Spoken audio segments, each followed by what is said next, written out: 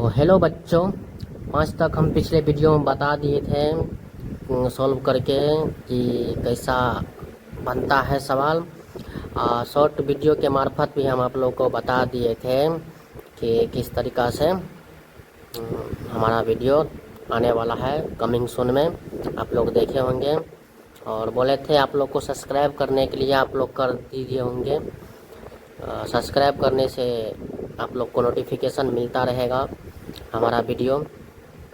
तो आज है जो हमारा वीडियो है प्रश्नावली 6 से स्टार्ट करेंगे।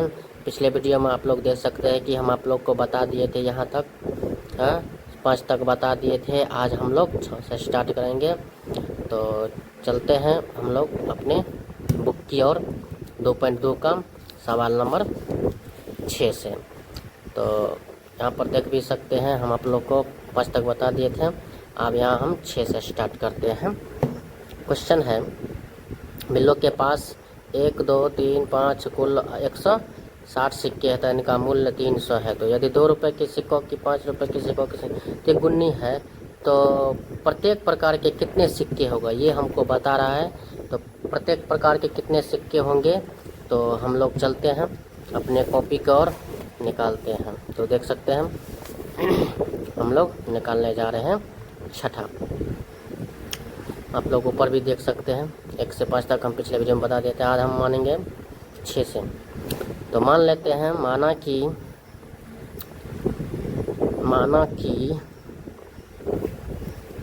5 रुपयों की या के सिक्कों की संख्या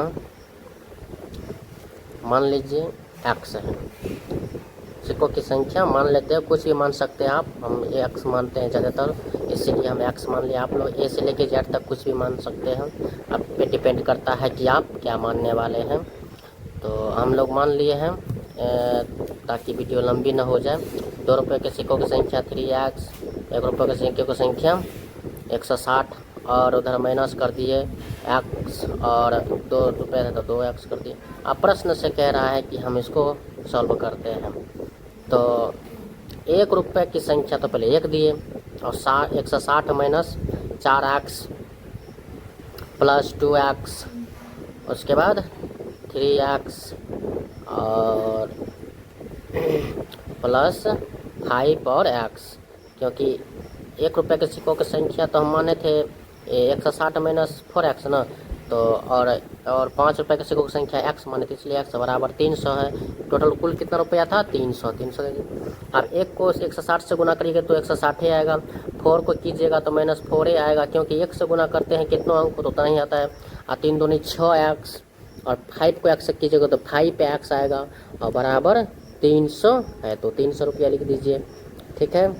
आप चलते हैं, या अब x को एक जगह कर सकते हैं, नहीं तो पहले 160 लिख देते हैं, और ये x सब तो x को माइनस प्लस को एक जगह करते हैं, तो 6 और 5x हो जाएगा आपको 11x बराबर 300 रुपया। अब इसको उधर ले जा सकते हैं हम। तो पहले हम कर देते 160 है, और उसके बाद इधर हम घटा देते हैं। तो 11x में से 4x जाएगा तो कितना बचेगा आपको बचेगा 7x।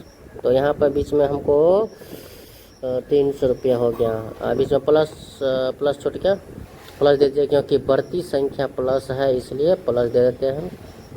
अब इसको 7x बराबर 300, और इधर 160 प्लस में ना उधर जाएगा तो माइनस में हो जाएगा।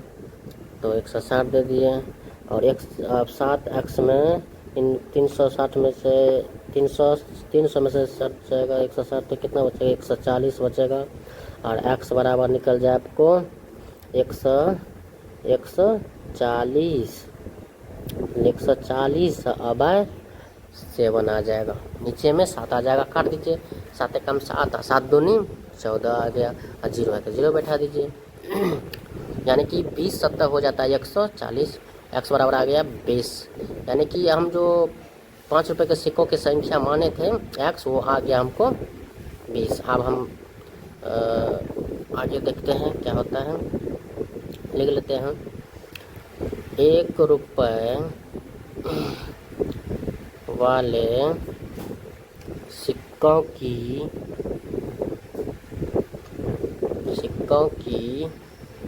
संख्या। 1 रुपये सिक्कों की संख्या हम क्या माने थे? एक्स न, एक्स ने 1 रुपये के सिक्कों की संख्या 160 माने थे, सॉरी 160 माइनस 4x। 160 तो 4 और 4 गुना एक्स का वैल्यू 20 आया है ना, तो 20 दे दीजिए और इसको अब घटा दीजिए। तो 160 में इधर गुना कर दीजिए, 20 चौका 80। 160 में से 80 जाएगा तो कितना बचेगा?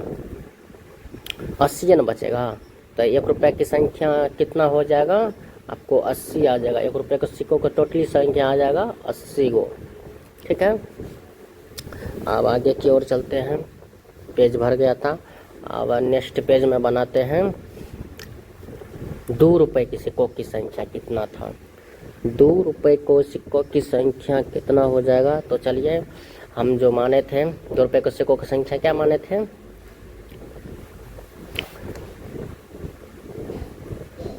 2 रुपयों के सिक्कों की संख्या माने थे 3x।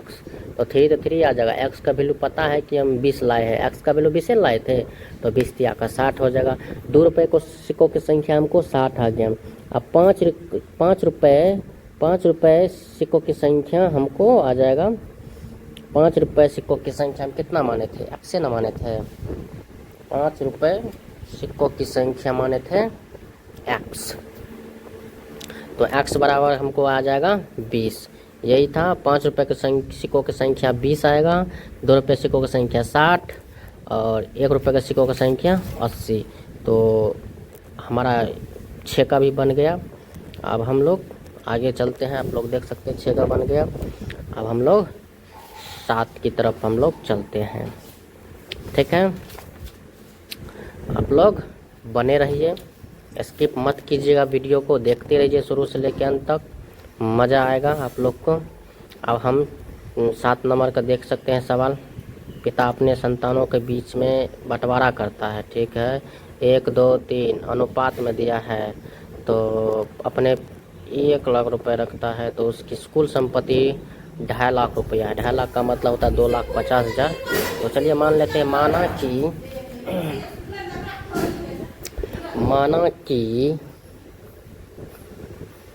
पिता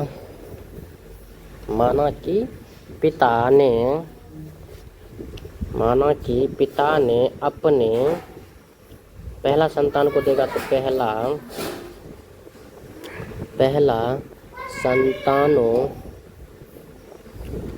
पहले संतान की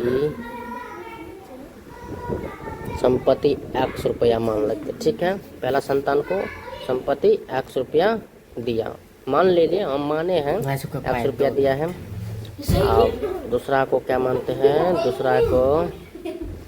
दूसरा पिता ने फिर अपने दूसरे संतान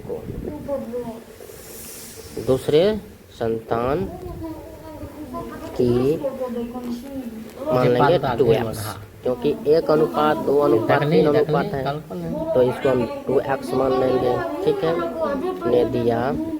आप तीसरा मानेंगे, पिता ने अपने पुत्र है तो पुत्र लिखेंगे, या संतान के लिए तीसरा संतान को 3x रुपया दिया। ठीक है, 3x रुपया दिया। अब हम लोग प्रश्न से, जो प्रश्न कह रहा है हमारा, वो प्रश्न से कहते हैं, प्रश्न से सबको एक जगह करना होगा। तो पहले था 1 अनुपात, उसके बाद 2 अनुपात, उसके बाद 3 अनुपात। यही अनुपात में दिया गया था। तीनों संतान को संपत्ति बंटवारा किया गया था। तो हम लोग माने थे x, और उसके बाद 2 को माने थे 2x, और 3 के मानेंगे 3x। और टोटल जो संपत्ति बंटवारा था वो कितने? 1 लाख ना, तो लिख दीजिए यहाँ पर 1 लाख। 1 लाख पर कितने शून्य? 5 गो। बराबर टोटल कुल रुपया कितना था उसके पिता के पास? 2.5 लाख रुपया था, यानी कि 2,50,000 रुपया उनके पास था। उन्हीं रुपया में बंटवारा करना था तीनों संतान में।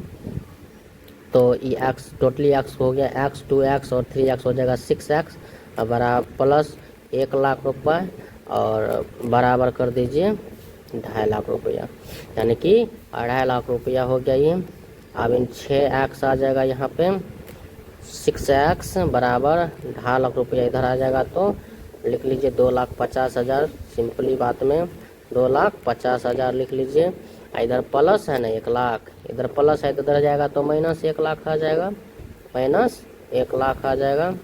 अब इसको कर दीजिए आप लोग, घटा दीजिए, तो पहले तो 6x आ जाएगा, इधर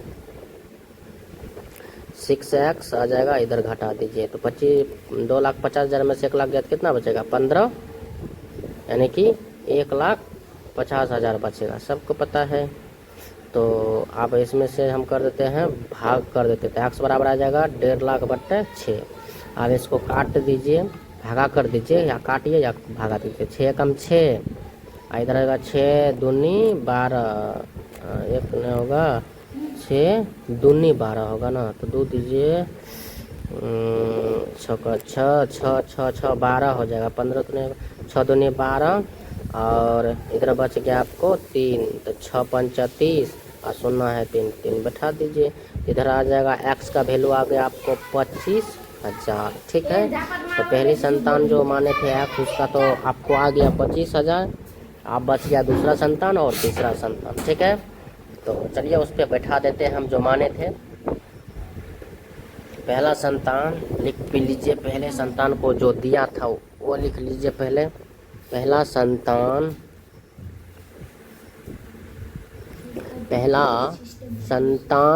को संपत्ति कितना दिया, x बराबर 25,000 दिया। तो पहले संतान का तो हो गया 25,000, अब दूसरी संतान को निकाल लेते हैं हम, ठीक है। तो लिख लीजिए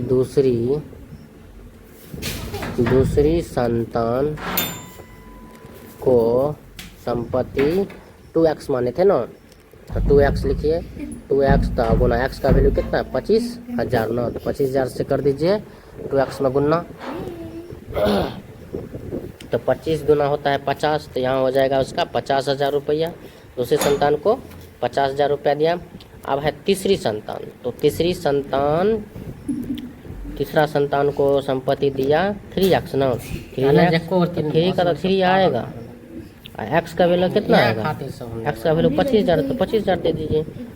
25 दिया हो जाता है 75, ठीक है, तो लिख दीजिए 75,000। ये आपका आ गया तीसरा संतान का रुपया। ये बंटवारा था, पहली संतान को 25, दूसरी संतान को 50 और तीसरी संतान को 75,000 रुपया उनके पिता ने बांट दिया तीनों में, ठीक है। आंसर भी देख लेते हैं कि हमारे बुक में आंसर दिया है कि नहीं दिया है। चलिए देख लेते हैं, तो दिया है, देख लीजिए। पहला इधर 25, तब 50, तब 75 है ना, तो आंसर भी मिल गया। चलिए अब नेक्स्ट सवाल की ओर हम लोग चलते हैं। तो आप लोग जो न्यू आए हैं वो देखते रहिए, स्किप मत कीजिएगा वीडियो को, और सब्सक्राइब तो कर दीजिए भाई, रोक बच्चों सब्सक्राइब करते रहिए, ताकि हमारा वीडियो जो है आप लोग के नोटिफिकेशन में आ जाएगा।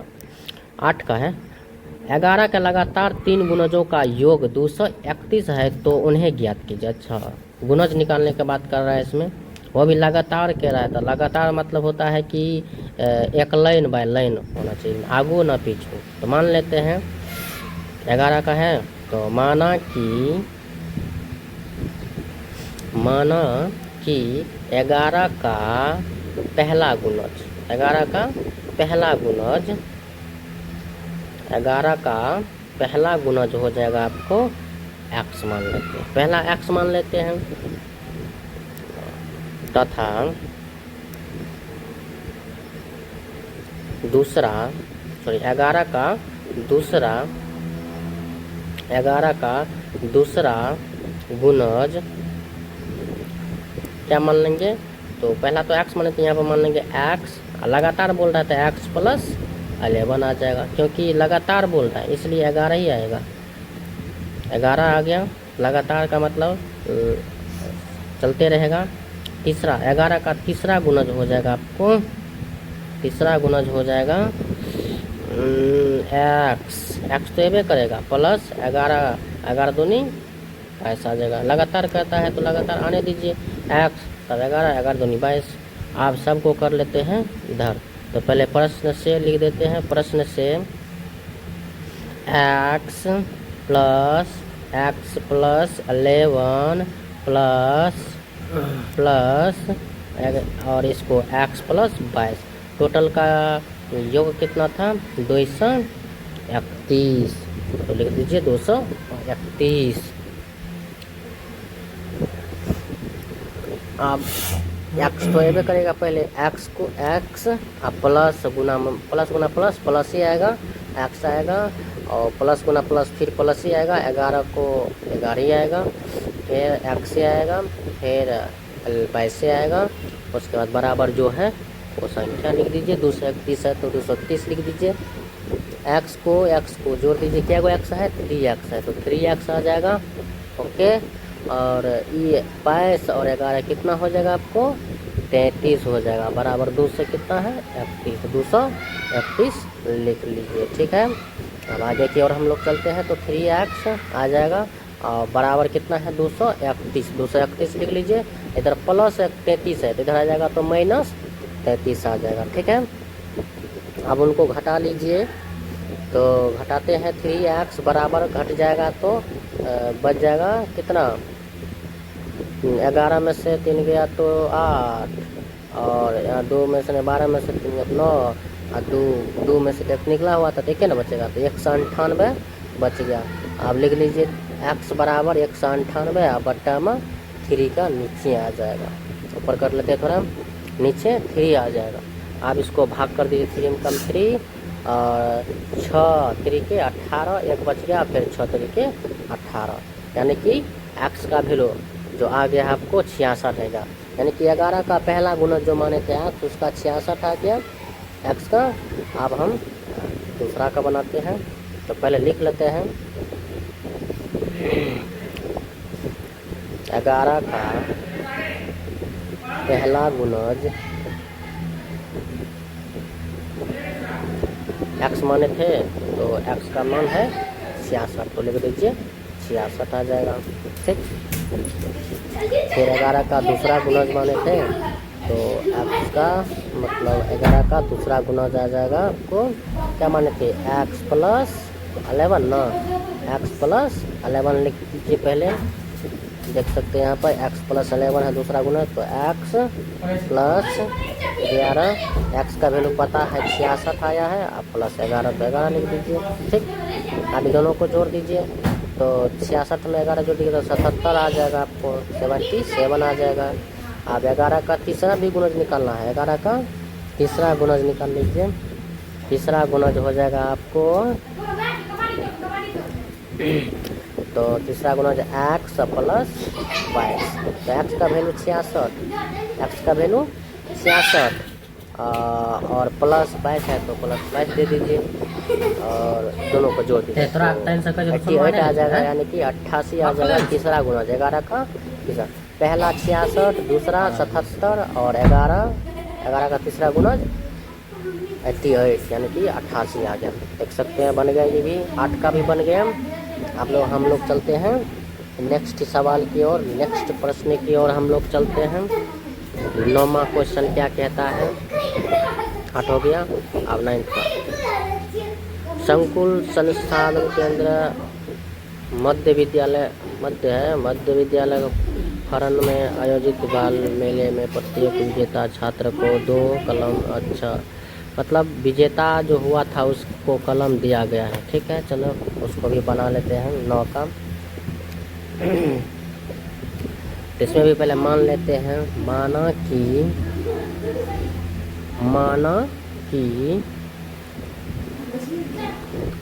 विजेताओं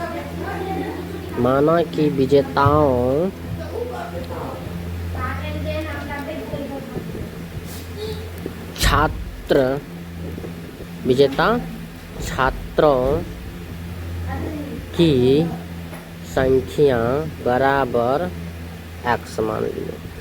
विजेता छात्र की संख्या मान लिए x तथा विजेता छात्र को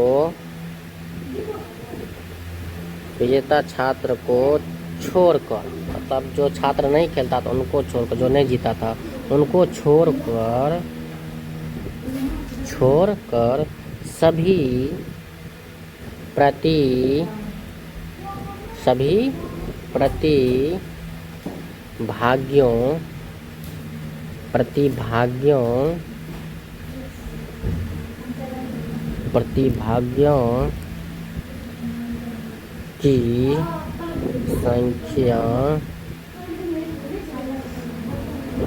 प्रतिभागियों की संख्या 100 माइनस एक्स, क्योंकि टोटल जो था कितना था, 100 था, उसमें हम संख्या छात्र जो विजेता था वो एक्स मान लिए हैं। प्रश्न से दो विजेता, मतलब 2 से मल्टीपल कर दीजिए 2, उसके बाद एक्स, क्योंकि माने थे एक्स विजेता, 1 कलम और 120 विजेता को छोड़कर जो है वो माने थे 100 माइनस एक्स बराबर 120। तो 2 को 1 से गुना करेंगे तो 2x प्लस 100 को 1 से गुना कीजिए 100 और माइनस 1 को x से कीजिएगा तो माइनस 1x लिखिए, जो x लिखिए बात बराबर होगा, तो x से लिख देते हैं हम, x बराबर 120 है तो 120 लिख लीजिए, ठीक है।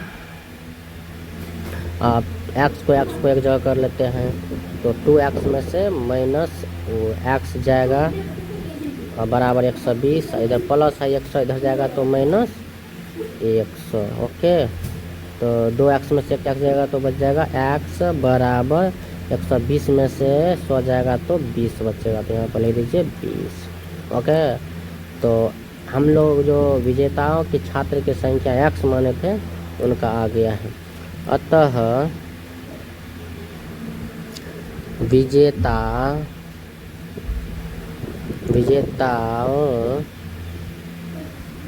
छात्रों की संख्या बराबर x का मान निकला 20। तो विजेता छात्रों को कलम दिया 20। अब है जो विजेताओं को छोड़कर जो भी था वो निकाल लेते हैं। यहाँ पर तो नहीं बोला गया था विजेता छात्रों को, लेकिन हम इसको भी निकाल लेते हैं। विजेताओं छात्रों की संख्या क्या माने थे 100 और माइनस x, तो इनको भी लिख लेते हैं। विजेता छात्रों की संख्या को छोड़कर, मतलब जो नए पर जीता था उनको छोड़कर, तो इनको तो नहीं बोल रहा है सवाल में, क्वेश्चन में निकालने के लिए फिर भी निकाल लेते हैं। तो 20 तो x का, तो 20 घटा दीजिए, माइनस दे दीजिए बीच में, छोटी सी होगी, और 100 में से 20 जाएगा तो 80 आ गया। मतलब विजेताओं छात्रों की संख्या को छोड़कर कितने, तो 20 हो गया, तब ना टोटल फिर हो जाएगा 80 और 20 कितना हो जाता है 100 हो जाता है। तो हम ये भी निकाल दिए और विजेता छात्रों का कलम दोनों का निकाल दिए, आप लोग देख सकते हैं। आगे चलते हैं हम लोग 10वां प्रश्न की ओर, ठीक है। लास्ट प्रश्न है, तो आप लोग जो न्यू आए हैं इस चैनल को सब्सक्राइब कर दीजिए। अब है रवि के पिता की वर्तमान उम्र, रवि के वर्तमान उम्र के तिगुनी से 5 वर्ष अधिक है, तो 5 वर्ष बाद उनकी उम्रों का योग 47 वर्ष होगा। दोनों का वर्तमान उम्र ज्ञात कीजिए। मतलब रवि का पिता का दोनों का जो है उम्र हमको अभी निकालना है, दोनों का वर्तमान में निकालना है। तो 10वां प्रश्न हम लोग अपने कॉपी पे लिख लेते हैं। इसमें भी मानना पड़ेगा, 10 प्रश्न बहुत ही इम्पोर्टेंट था, इसलिए माना कि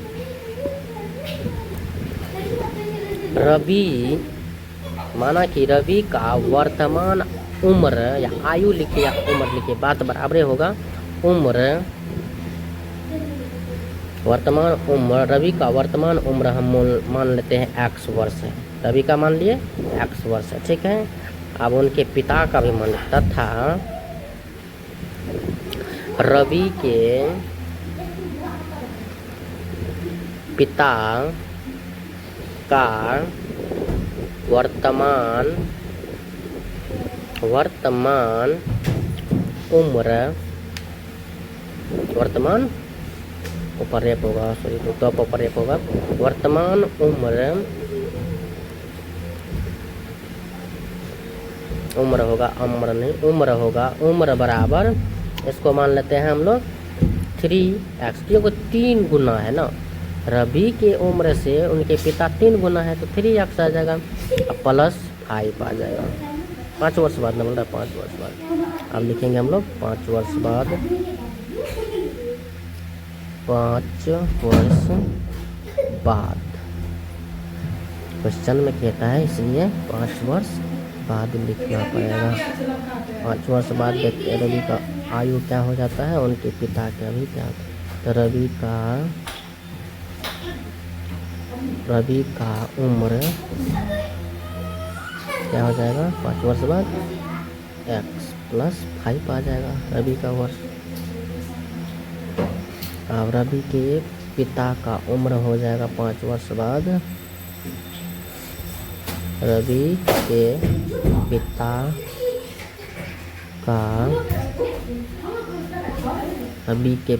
का उम्र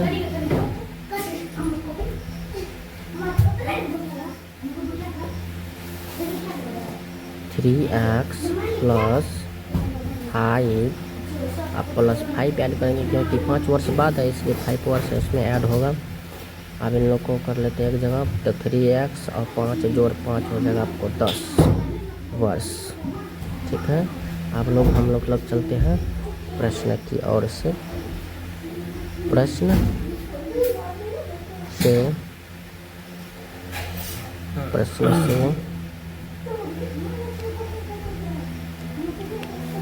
पहले माने थे x, तब 3x प्लस 5, तब लिखेंगे 3x प्लस 10। तो पहले लिखेंगे x प्लस 5, 3x प्लस 10 वर्ष, क्योंकि रवि के पिता की उम्र हो गया 5 वर्ष बाद 3x प्लस 10 वर्ष बराबर कितना था, 47 वर्ष ना। 47 वर्ष में कितना हो जाएगा वही हम लोग निकालने वाले हैं। तो जो x है, पहले x को एक जगह कर लेते हैं, 3x और x हो जाएगा आपको x प्लस 3x प्लस और इधर 10 और प्लस 5 इधर आ जाएगा, 47 वर्ष है। तो ये एक जगह कर दिए। अब इन लोग को हम लोग को सब करना है, तो 3x और x हो जाएगा आपको 4x, अब 10 और 5 15 बराबर 47 वर्ष। अब हम लोग को चर को इधर लिख लेते हैं और चर को उस साइड भेज देते हैं, तो 4x बराबर 47 हो जाएगा, इधर प्लस 15 इधर आ जाएगा तो माइनस 15 हो जाएगा। ठीक है, अब है 4x बराबर 47 में से 15 चल गया तो कितना बचेगा आपको, बच जाएगा इधर 7 में से 5 2 और 4 में से 3 32 आ जाएगा। तो हम लोग यहाँ पर देखते हैं अट पाता है कि नहीं अटता है, 32 में से नहीं अटेगा। तो चलिए साइड में बना लेते इसको, कहीं पीछे साइड में बना लेते हैं। इधर आ जाएगा x बराबर 32, x बराबर 32/4, 4 कम 4 और 4 8 32, तो x का वैल्यू 8, यानी कि उनके जो था रवि का जो उम्र था वो 8 आ गया है। अतः रवि का वर्तमान